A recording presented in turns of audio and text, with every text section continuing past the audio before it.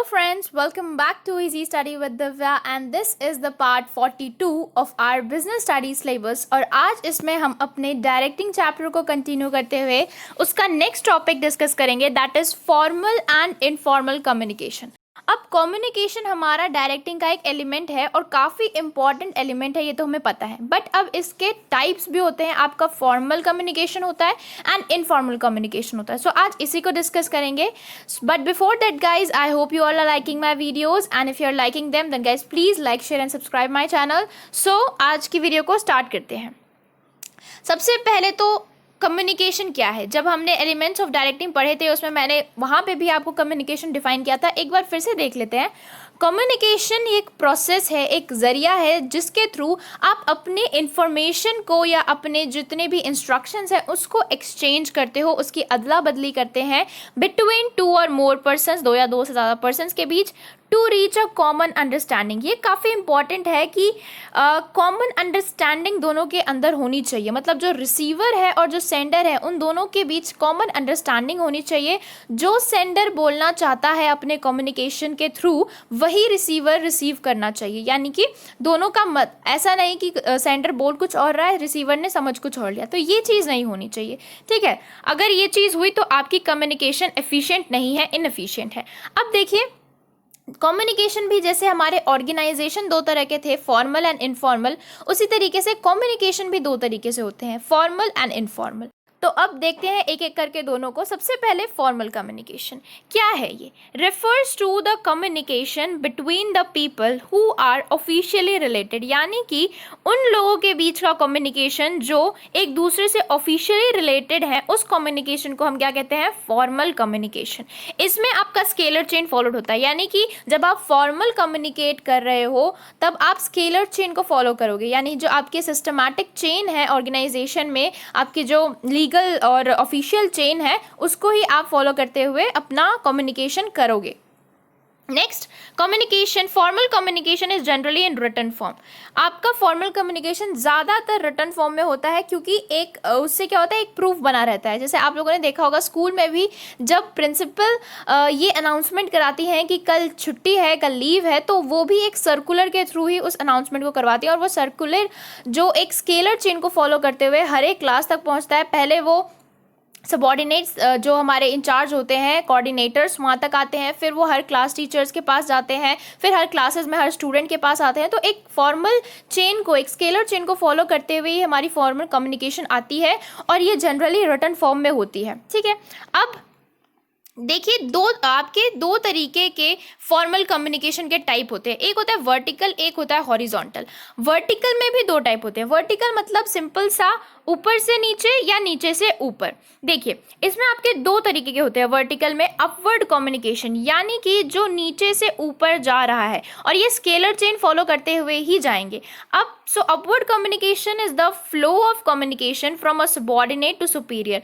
वो कम्युनिकेशन जो एक सबॉर्डिनेट से सुपीरियर तक जा रही है, that is your upward communication, जो कि आपके एक वर्टिकल कम्युनिकेशन का पार्ट है।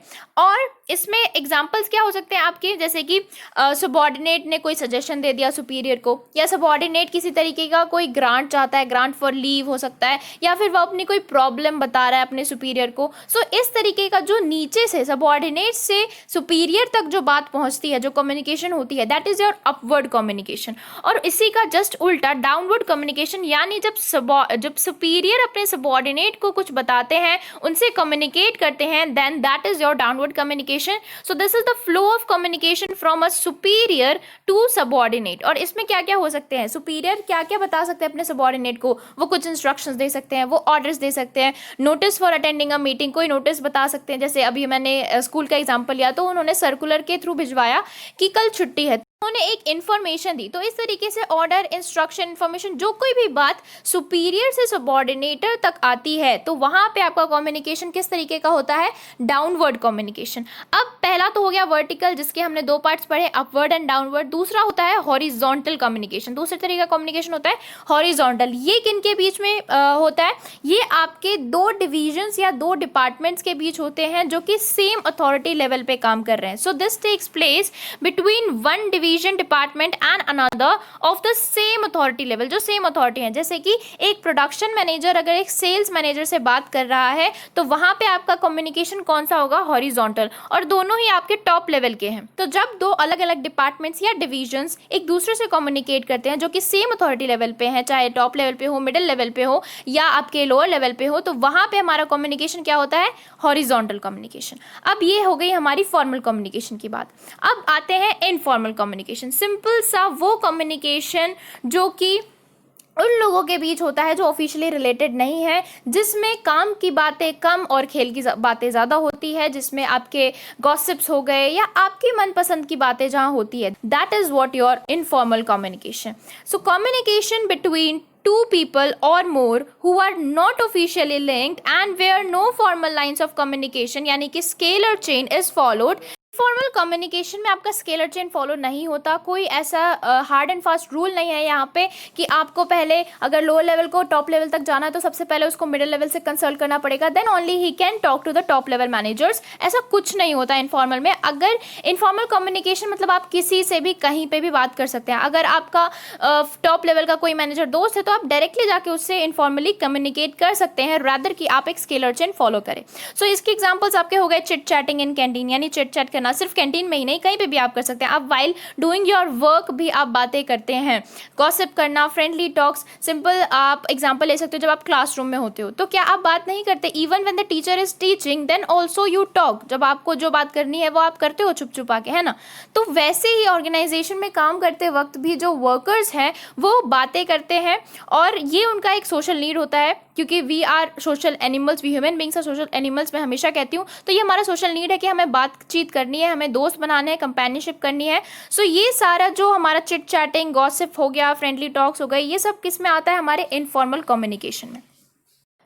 Now information in informal communication moves in zigzag manner. ये जिगजैग मैनर में मूव करता है। आपको कोई पर्टिकुलर लाइन नहीं है कि वर्टिकल वे में ही जाएगा या हॉरिजॉन्टल वे में ही मूव करेगा, मतलब कोई स्केलर चेन जब है ही नहीं तो ये जिगजैग मैनर में आपको मूव करता है, इधर से उधर, उधर से इधर, ठीक है। And its network is called grape vine network. Grape vine मतलब क्या, आप लोगों ने देखा होगा अंगूर का गुच्छा, जो कुछ इस तरीके से होता है, जो मैंने यहाँ पे बनाया। यानी कि ग्रेप वाइन नेटवर्क इसको इसलिए कहते हैं क्योंकि ये थ्रू आउट द ऑर्गेनाइजेशन आपका स्प्रेड हो जाता है with its branches going in all the directions. यानी कभी इधर गया, फिर इधर से इधर गया, फिर इधर से इधर गया, तो हर एक जगह पे बात फैलती जाती है। इसी वजह से इनफॉर्मल कम्युनिकेशन को आपको ग्रेप वाइन नेटवर्क कहा जाता है, ठीक है। अब इसके इनफॉर्मल कम्युनिकेशन के अपने कुछ एडवांटेजेस भी हैं और अपने कुछ डिसएडवांटेज भी हैं। सबसे पहला एडवांटेजेस देख लेते हैं।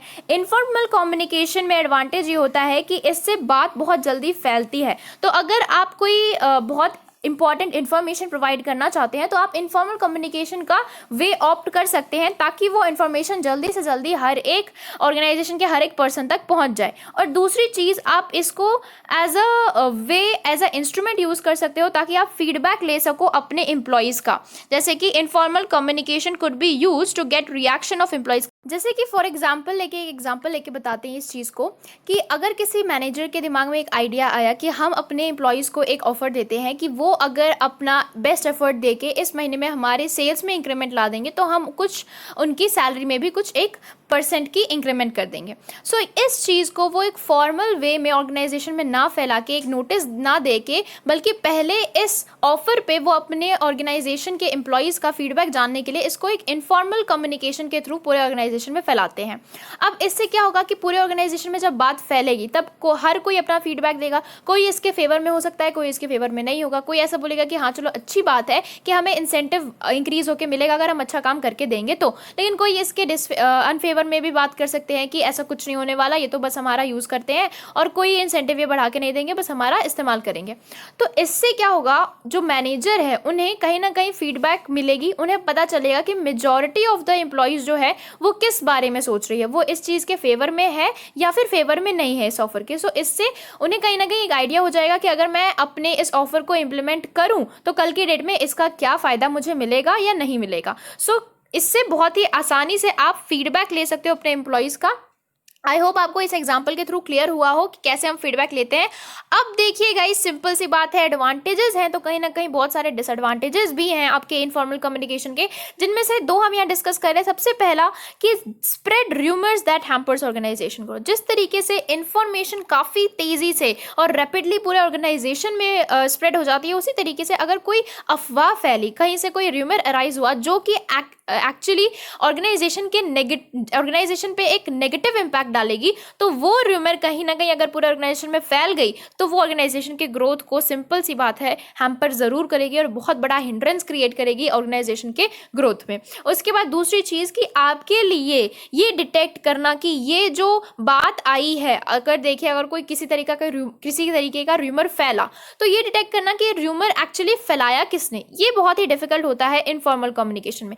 फॉर्मल कम्युनिकेशन में तो आप सोर्स ऑफ कम्युनिकेशन को डिटेक्ट कर सकते हैं, जैसे कि हमने एग्जांपल दिया था कि सर्कुलर स्कूल जब भेजती है कि कल छुट्टी है, तो वो हमें पता चल जाता है कि वो किन्होंने बना के भेजा है, प्रिंसिपल ने भेजा है वो सर्कुलर। तो in formal communication to the detection of the source of communication is very easy, is quite easy, but in informal communication it is very much difficult to detect the actual source of communication कि ये अफवाह या ये बात कहाँ से उठकर आई है, किसने सबसे पहले ये बात की।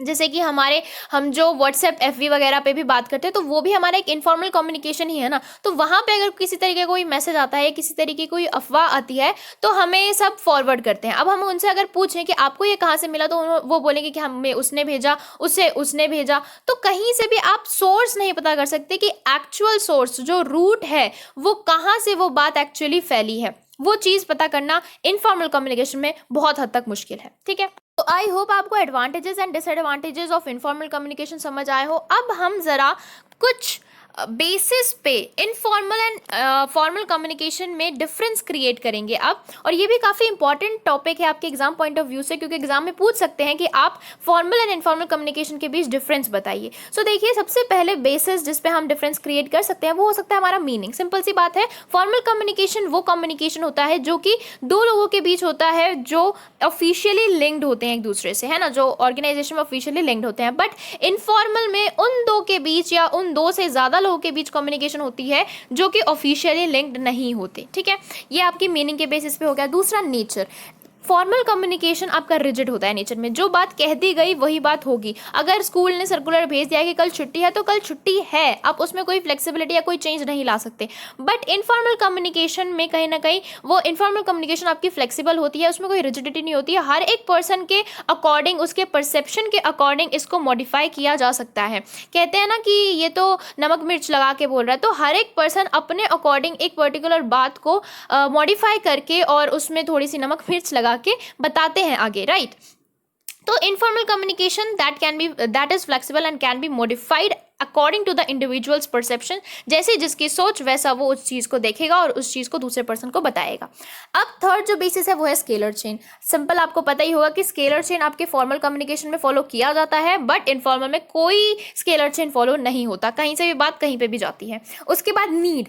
फॉर्मल कम्युनिकेशन करने की क्या नीड है, या फिर सिंपल आप इसको पर्पस भी बोल सकते हो कि क्या पर्पस होता है फॉर्मल कम्युनिकेशन करने का। तो फॉर्मल कम्युनिकेशन ऑर्गेनाइजेशन के ऑब्जेक्टिव को अचीव करने के लिए किया जाता है। ऑर्गेनाइजेशन जो कुछ भी चाहती है, जो कोई इंस्ट्रक्शन भेजना चाहती है अपने ऑर्गेनाइजेशन में, वो आप फॉर्मल कम्युनिकेशन के थ्रू करती है। एंड इनफॉर्मल कम्युनिकेशन जो होता है that is to satisfy the individuals need. हमने पढ़ा था ना कि हमारे सोशल नीड को सेटिस्फाई करने के लिए तो हमें चिट चैट करना है, हमें गॉसिपिंग करनी है। तो कहीं ना कहीं इनफॉर्मल कम्युनिकेशन एक इंडिविजुअल के नीड को सेटिस्फाई करने के लिए की जाती है, for getting relief and psychological satisfaction. अब फिफ्थ बेसिस है स्पीड, कि फॉर्मल कम्युनिकेशन आपका कितना स्पीडली स्प्रेड होता है। तो सबको पता है कि फॉर्मल कम्युनिकेशन क्योंकि स्केलर चेन के थ्रू जाता है, एक सिस्टमैटिक वे होता है उसका जाने का, तो वो स्लो और टाइम कंज्यूमिंग होता है। बट इनफॉर्मल कम्युनिकेशन का कोई स्केलर चेन नहीं होता, कहीं से भी बात कहीं पे भी जाती है, तो बहुत ही रैपिडली और फास्ट यहाँ पे जो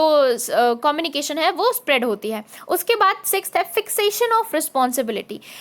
इसका मतलब यही है कि सोर्स डिटेक्ट करना कि ये बात कहाँ से आई है और किसने, मतलब वो उस बात की, उस कम्युनिकेशन की रिस्पॉन्सिबिलिटी फिक्स करना आपके फॉर्मल कम्युनिकेशन में बहुत बहुत ईजी होता है, क्योंकि आप सोर्स ऑफ इन्फॉर्मेशन की ये बात आई कहाँ से है उसको आइडेंटिफाई इजीली कर सकते हैं। बट यहाँ पे क्योंकि सोर्स ऑफ इन्फॉर्मेशन को आप आइडेंटिफाई नहीं कर सकते इजीली, तो रिस्पॉन्सिबिलिटी फिक्स करना भी ईजी नहीं होता इनफॉर्मल कम्युनिकेशन में। उसके बाद फॉर्म किस तरीके से होता है, तो फॉर्मल कम्युनिकेशन आपका बोथ ओरल और रिटन दोनों हो सकता है, बट जनरली रिटन फॉर्म ही देखा जाता है हमें, क्योंकि वो एज अ प्रूफ रहता है कि ये बात हुई है।